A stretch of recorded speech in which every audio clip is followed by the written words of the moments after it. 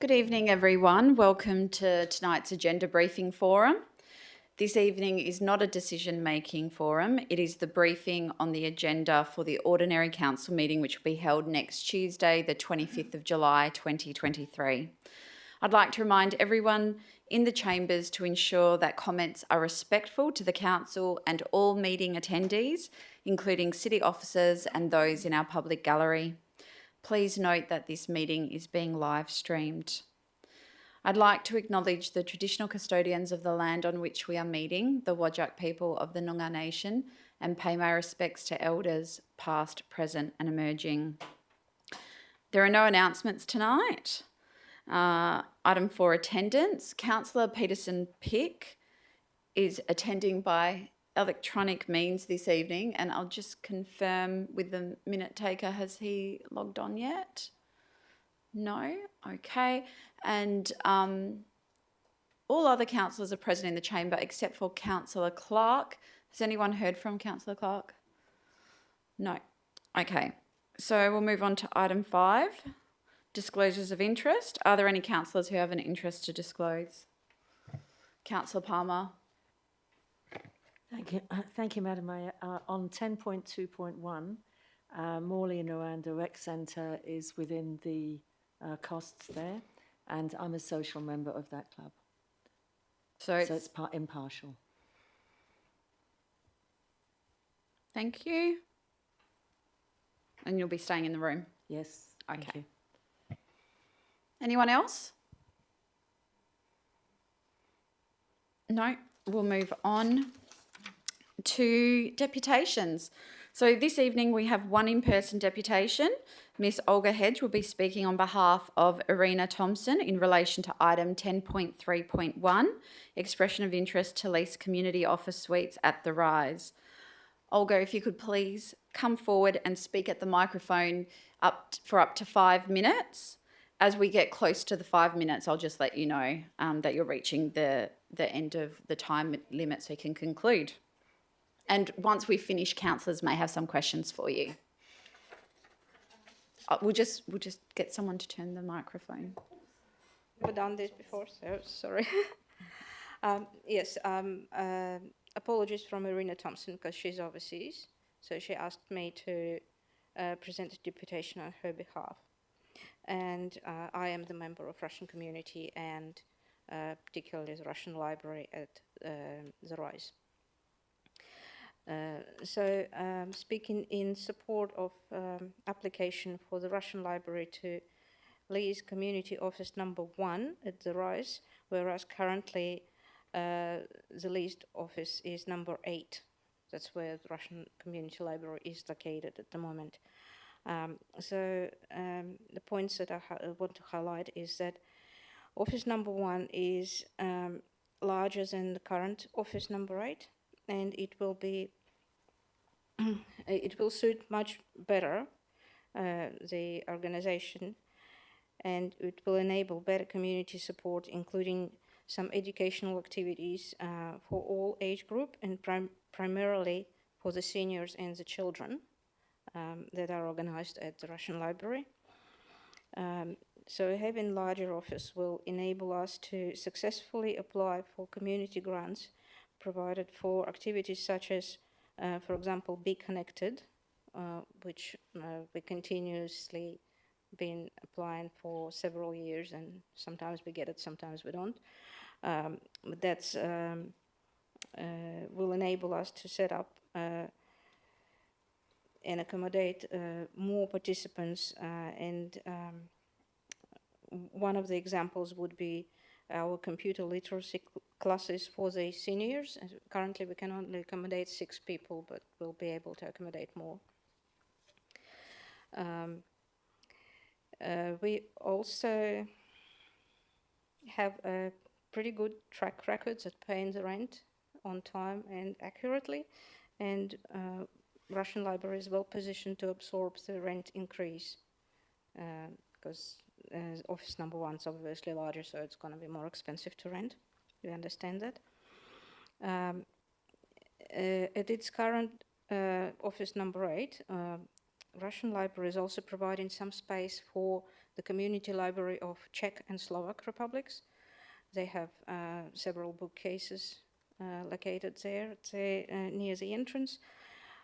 That is obviously adding to the density of the current setup, and if we are successful in our application to move to office number 1, then Czech and Slovak Library will be moving together with us, and they obviously will benefit from having more space as well.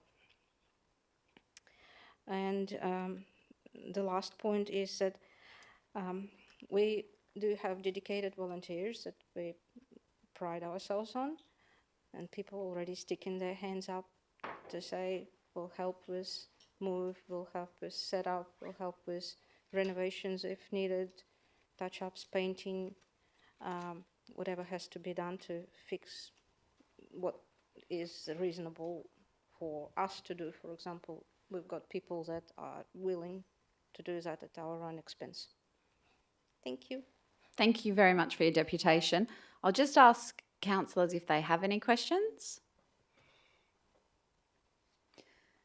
I'll just want to clarify one point. So the proposal is that if you were to be successful in getting office number 1, you would then move from office 8 Yes. to number 1, and then office 8 would be Yes. vacant.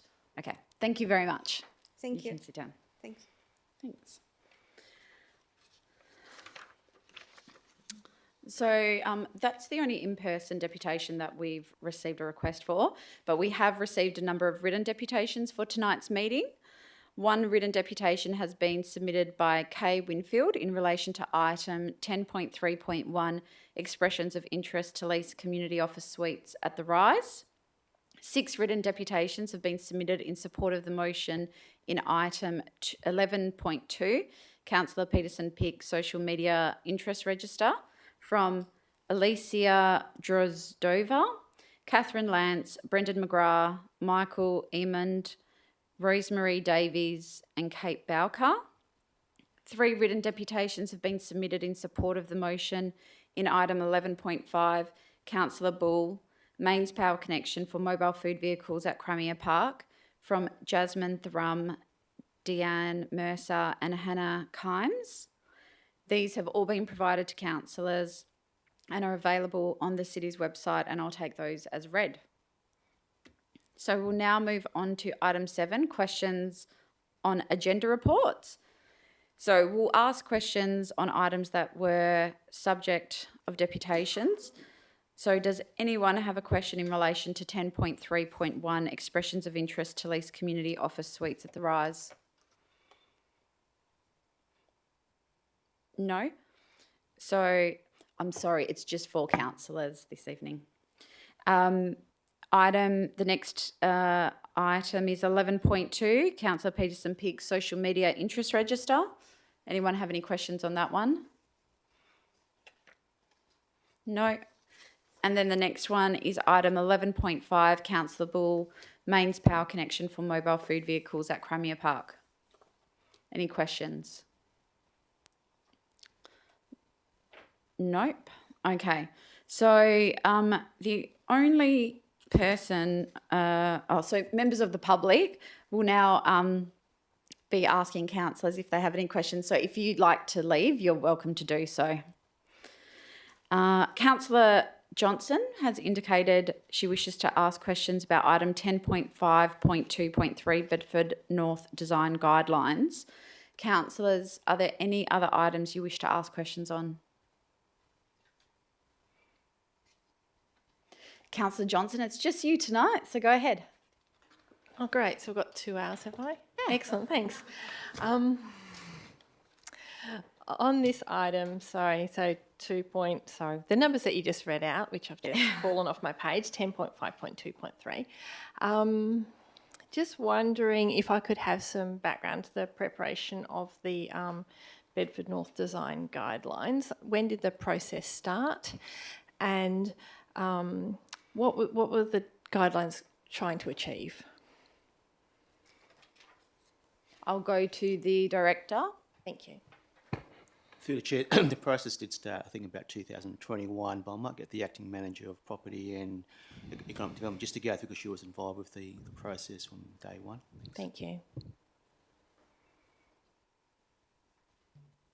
Through the chair, the process started back in about April 2020 with a Bedford North urban design study process, which was partially delayed due to the COVID outbreak.